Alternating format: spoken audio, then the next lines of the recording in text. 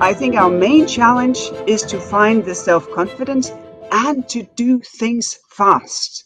Things have changed. And one of the most important things that has changed is speed. We simply need to be faster. 2020 election delivered Democrats a trifecta in Washington. We ought to be able to make change right now. We need to do the kinds of things that would cause people to believe that a Democratic majority makes their life better. And we also need to address these structural reforms right now before the 2022 election, because otherwise we are going to be playing on ground that Republicans have prepared in a bunch of key states. And the change that has happened in the United States that is actually bringing it so much closer to European positions on data privacy, on trade questions. You know, there's a lot more similarities now, but there's a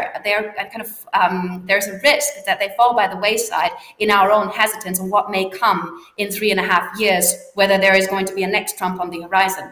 And I think what the challenge for us is right now to understand that we have to seize these next 3.5 years, 3.5 years that we have as good as we can. Losing this momentum, losing this window of opportunity will not leave us in a better place in 4 years' time, come what may in the US elections then. I feel like progressive often have the best policies and the best logical argument, but we miss out on having an emotional connection to what people are actually going through. And so that's what I want to do, connect to what people's struggles are, the fact that people can't find housing, they want a good job, they want to build a good life for their kids, but they can't do that. So that's the vision, that's the debate going on right now. Where do we go from here? What's the recovery that we're going to build?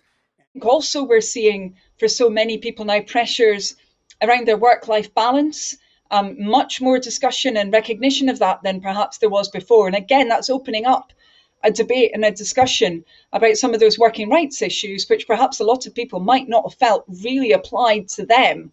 But I would say when we do that, we need to make sure really that we're talking in people's language. You know, one thing that always frustrates me is quite often as progressives, you know, someone on the left in my case, you know, we use jargon around working rights that a lot of people might not realize applies to their situation.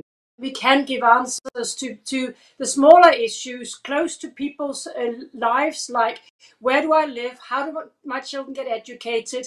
What is my next progress? Do I live in a healthy environment? Do I have access to free healthcare, world-class healthcare? These are the issues that people care about. And what I like to hear is a conversation between progressives where we're not talking in theories or something that is beyond we see. We're actually talking about the here and the now, but what binds us together as progressives is that we believe that together with the right ideas, we can shape the future. I think we need creativity to feel people comfortable. We need solidarity, of course, to bring the society together, to reinforce the link. And Strasbourg, as the capital of the European Union, I will say Europe. Solidarity and the power of the community and social proximity, or I would say moral proximity, emotional proximity, was a tangible advantage in terms of fighting the pandemic. So it was not the success of the city, not the success of the government. I thought just the success of solidarity and success of the power of the community that to the fact that we could weather the storm well. We have talked about solidarity, what my colleague from Budapest was reporting about. Solidarity is more important than ever when we think about how we can overcome the crisis. What are the instruments? I think one is a new paradigm in economics, going away from the idea of an isolated individual trying to maximize his profit, because this is how economics thinks, that his profit, and going to putting into the center of economic theory and practice people as caring and social beings. I think it is necessary that we fight against the economic consequences of the crisis. And so it is a very good message that there was a very active fiscal strategy against the crisis all over the globe. And this is especially so in Europe, where this was not the case 10 years ago when we had the crisis 2008 and 9, and especially Germany was very much opposing the idea of a strong fiscal answer. This is different today, and we not just have a very strong fiscal answer in Germany, supporting companies, supporting employees with the short-term allowance scheme we have in Germany, which is now used in many other countries in Europe and other places of the world, but also in organizing that a common European answer is feasible for the first time the Union taking a debt, paying it back, and creating own resources. So the fiscal strength of Europe will be stronger after the crisis, and this is also good for the further development of our economy and for jobs and for the chances for young people. I think that it is imperative, and the key to bringing forward this agenda will be that we manage to land, to make this a reality, go from very abstract and general concepts to the real life of citizens around us. And then they see that the exit to this crisis is very different to the exit to the previous financial crisis. That this time around, there was a European response and there was a national government's response that is clearly oriented towards the priorities for the future.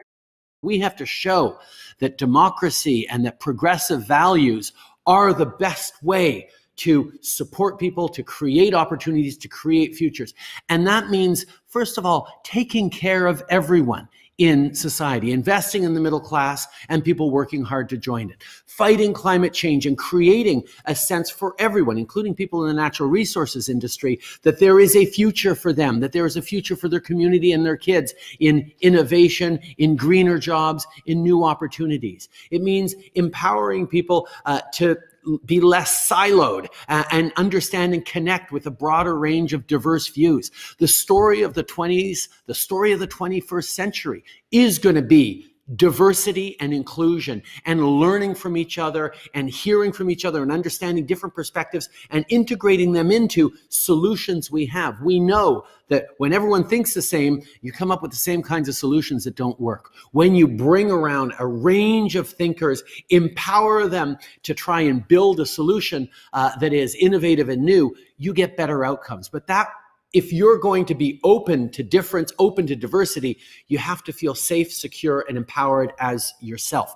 That's where governments need to go. That's where these progressive values we hold need to counter the rise of easy authoritarianism and reassuring rhetorics that actually prevent the kind of success for everyone that is the driving force for all citizens. That's what we're going to be talking about at the G7 this weekend. That's what we need to keep working on as global progressives. And that is the future we need to build together.